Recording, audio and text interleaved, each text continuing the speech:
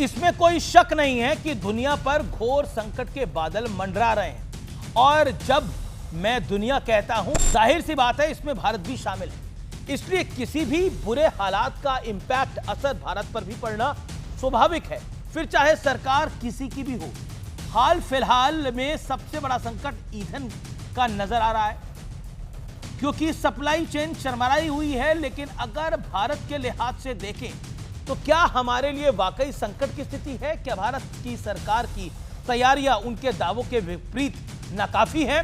आज इसका एक टेस्ट करेंगे। क्या भारत में एनर्जी क्राइसिस को कम करके दिखाया और बताया जा रहा है? क्या क्राइसिस जैसी सिचुएशन से विपक्ष की पॉलिटिक्स को एनर्जी मिल रही है? तमाम बातें आज सबका टेस्ट होगा।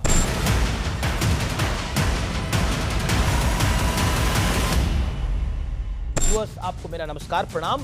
मैं हूं अमीश देवगन। सत्य और तथ्य में मैं आज बात करूंगा तेल के खेल की। ईंधन और खास तौर पर एलपीजी को लेकर देश का विपक्ष काफी विचलित है और लगातार मोदी सरकार को घेर रहा है। उनका प्रयास रहना भी ये चाहिए, इस पर बात करेंगे। लेकिन सबसे पहले समझिए ईंधन की सप्लाई डिस्टर्ब क्यों हुई। दरअसल दुनिया का सबसे महत्वपूर्ण shipping root straight of Hormuz है, जहां भारत का 80 से 85% एलपीजी गुजरता है। याद रखिए, भारत अपनी जरूरत की एलपीजी का 65 से 70% हिस्सा इंपोर्ट करता है। लेकिन ईरान अमेरिका युद्ध की वजह से स्ट्रेट ऑफ हॉर्मूज से सप्लाई डिस्टर्ब है इस समय, और इसी कारण फ्रेट और इंश्योरेंस कॉस्ट भी बढ़ गई है।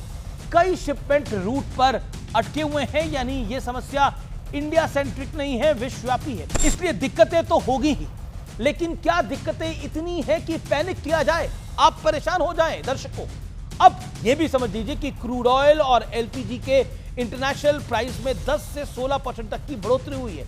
इसकी वजह से 7 मार्च 2026 से भारत में घरेलू सिलेंडर की कीमत 60 रुपए बढ़ानी पड़ी है, जबकि कमर्शियल सिलेंडर के दाम 115 रुपए तक बढ़े हैं। लेकिन क्या भारत में एलपीजी की कमी है? एलपीजी खत्म होने वाली है? क्या भारत में खाना बनाना बंद करना होगा? क्या भारत के लोग भूखों मरने वाले हैं? क्या रेस्टोरेंट्स और होटल्स बंद होने की कगार पे पहुंच गए हैं? इन सारे सवालों का जवाब है नहीं, अ बिग नो। क्योंकि मोदी सरकार एलपीजी की अनइंटरप्टेड सप्लाई के लिए मिशन मोड में जुट चुकी है और हमारे पास 15 से 16 दिनों का स्टॉक उपलब्ध है। पिछले कुछ दिनों में एलपीजी प्रोडक्शन 10% तक बढ़ाया गया है। रिफाइनरीज को आदेश दिया गया है कि वो प्रोपेन और ब्यूटेन को पेट्रोकेमिकल्स की बजाय एलपीजी प्रोडक्शन में डाइवर्ट कर दें, और ऐसा होना शुरू भी हो चुका है। होर्डिंग रोकने के लिए बुकिंग गैप को बढ़ाकर 25 दिन कर दिया गया है, जिससे कोई एकत्रित ना कर ले, होर्डिंग ना कर ले, जमाखोरी ना हिंदी में कहते हैं, वो ना कर ले। साथ ही ईसी एक्ट यानी वस्तु अधिनियम को भी लागू कर दिया गया है।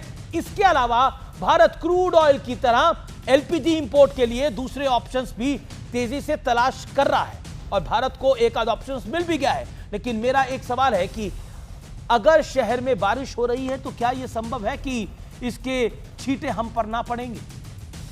अगर बालकनी में कपड़े सूख रहे होंगे तो क्या हम उन्हें वहां से नहीं उतारेंगे? जाहिर सी बात है, दुनिया भर में क्राइसिस है, इसका इंपैक्ट, इसका असर भारत पर भी होगा। यह सच है, हालात मुश्किल हैं, लेकिन यह भी सच है कि भारत में संकट की स्थिति नहीं है। मुश्किल दौर में विपक्ष का क्या किरदार होना चाहिए? मौके पर चौका मारना या फिर एकजुट होकर खड़े होना? हमारे देश में तो ऐसा लगता है कि जैसे मुश्किल हालातों का इंतजार किया जाता है ताकि पैनिक को ट्रिगर कर सत्ता विरोधी माहौल बना दिया जाए। ऐसा ही माहौल कोविड के दौर में भी बनाने का भरसक प्रयास हुआ। वैक्सीन पर गलत फहमियां फैलाई गई, लेकिन एजेंडाधारी ना तब कामयाब हुए और ना आज होंगे। देश को 2013 का वो दौर भी याद है जब यूपीए सरकार रात 8 बजे पेट्रोल पंप बंद करने का प्लान लेकर आई थी। मकसद था ईंधन के भारी भरकम विदेशी बिल को कम करना।